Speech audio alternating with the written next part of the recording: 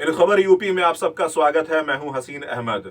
उत्तर प्रदेश के मऊ जिले के बाहुबली नेता मुख्तार अंसारी और उनके जो पुत्र हैं अब्बास अंसारी, जो कि विधायक हैं मऊ सदर से, उनकी पत्नी इस वक्त परेशानियों में घिरी नजर आ रही हैं। आपको बताते चलें कि विधायक अब्बास अंसारी इस वक्त एक मामले में सजा याफ्ता कैदी के तौर पर चित्रकूट के रगौली जेल में कैद किए गए हैं। और इस पूरे मामले में सबसे बड़ी खबर इस वक्त सामने निकल कर ये आ रही है कि जिस तरह से बाकायदा मुलाकात करते थे अपनी पत्नी से वो, और जिस तरीके से वहां पर उनको कई ऐसे तमाम फायदे मिलते थे जो कि एक आम कैदी को नहीं मिलते हैं, इसी के आधार पर उनकी पत्नी के ऊपर बाकायदा इल्जाम लगा, जिसके बाद जांच की गई और उनको वहां पर गिरफ्तार किया गया।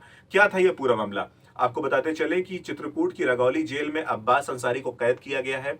और इस बीच जब उनकी पत्नी निस्बत अंसारी उनसे वहां मुलाकात करने जाती थी, तो मुलाकात करने के लिए जिस तरह से आम कैदियों को वहां पर मुलाकात के लिए एक जगह दी जाती है, एक जगह मुकर्रर होती है इस काम के लिए, तो वहां पर मुलाकात ना करके वो डिप्टी जेलर के कक्ष में बाकायदा 3 से 4 घंटा बंद कमरे में बैठकर वो वहां पर मुलाकात करते थे अपनी पत्नी के साथ, जो कि एक कैदी के साथ ये सुविधाएं उसको नहीं मिलती हैं।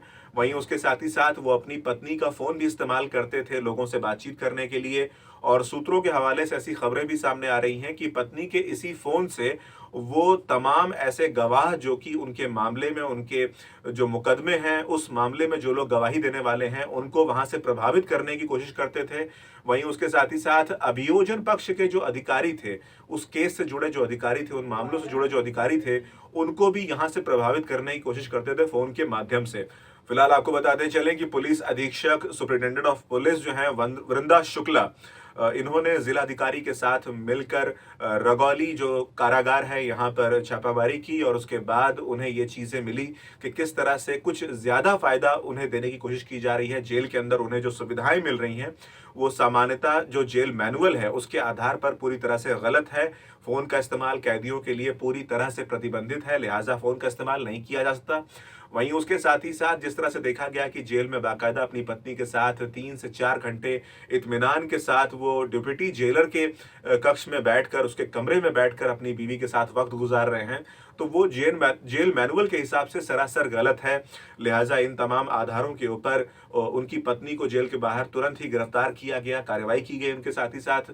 और आपको बताते चलें कि जिस तरह से जो निस्बत अंसारी हैं इनकी पत्नी, उनका एक ड्राइवर है नियाज, नियाज भी इस पूरे मामले में उसकी संलिप्तता पाई जा रही है कि जिस तरह से वो तमाम कामों को अंजाम दे रहा है। लिहाजा नियाज को भी गिरफ्तार किया है उत्तर प्रदेश पुलिस ने। वृंदा शुक्ला ने ये पूरी मुहिम चलाई और उसके बाद जो तथ्य सामने आए उसके आधार पर गिरफ्तारियां की गई। वहीं आपको बताते चलें कि जेल अधीक्षक और उनके साथ ही साथ 8 अन्य कर्मचारियों को जो कि जेल में काम कर रहे थे, उन्हें निलंबित किया गया है। साथ ही साथ विभागीय कार्रवाई उनके ऊपर शुरू कर दी गई है। आपको बताते चलें कि डायरेक्टरेट जनरल ऑफ जेल हमारे पास जो है आनंद कुमार, टेक टू।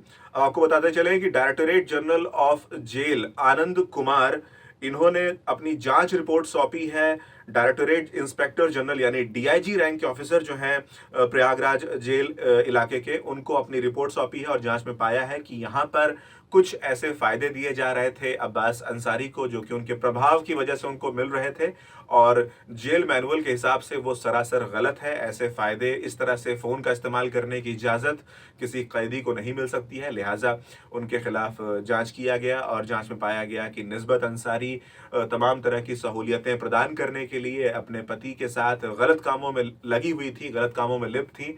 लिहाजा उनके ऊपर यह गाज गिरी और फिलहाल वो कैद में है। ऐसी तमाम जानकारियों के लिए बने रहिए इन खबर यूपी के साथ।